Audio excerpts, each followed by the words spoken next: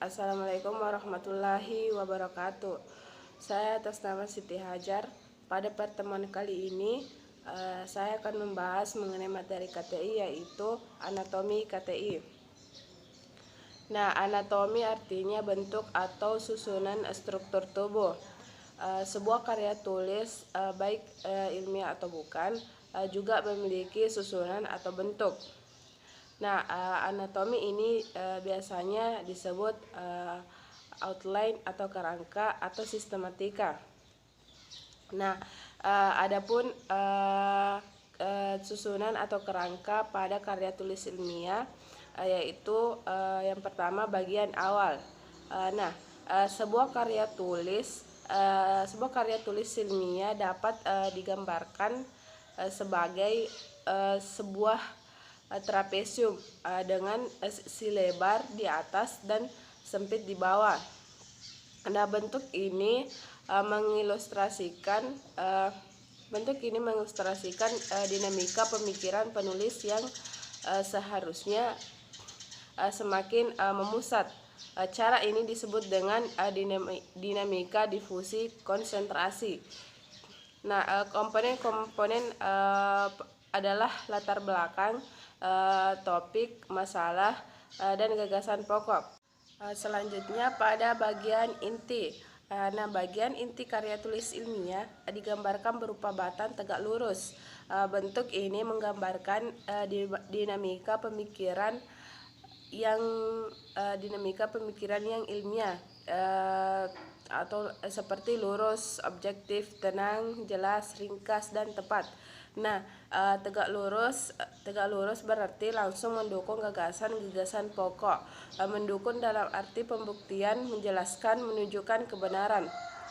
Nah, bagian inti dapat terdiri dari beberapa bagian sesuai dengan keperluan.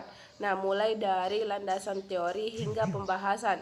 Nah, tiap-tiap bagian tersebut terdiri atas komponen pikiran utama, pikiran pendukung, dan pikiran penjelas. Kemudian tiap-tiap bagian memiliki tujuan antara atau tujuan semu atau kesimpulan bagian. Untuk menuju tujuan akhir, yakni membuktikan kebenaran gagasan pokok.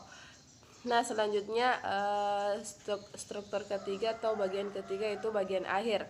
Nah, bagian akhir karya tulis ilmiah berbentuk trapesium dengan sisi lebar di bawah dan sempit di atas. Nah, bentuk ini menggambarkan dinamika proses pemikiran yang kembali, dinamika proses pemikiran yang kembali meluas atau dinamika konsentrasi difusi.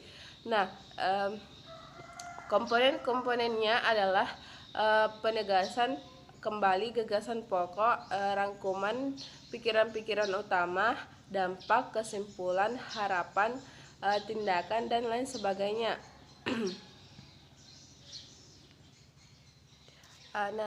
Jika tiga bagian utama tersebut terpecah, yang tadi saya sebutnya itu bagian awal, bagian inti, dan bagian akhir. Nah, dapat disimpulkan bahwa paling tidak ada 7 elemen wajib dalam suatu karya tulis ilmiah, yakni yang pertama itu abstrak, kemudian yang kedua itu pendahuluan, kemudian yang ketiga itu kajian pustaka atau landasan teori, kemudian yang keempat itu metodologi, kemudian yang kelima itu analisis data atau hasil dan pembahasan, kemudian yang keenam itu simpulan dan saran, kemudian yang terakhir itu daftar pustaka. Baik teman-teman, mungkin itu saja materi mengenai anatomi karya tulis ilmiah. Lebih dan kurangnya mohon dimaafkan. Saya akhiri dengan ucapan wassalamualaikum warahmatullahi wabarakatuh.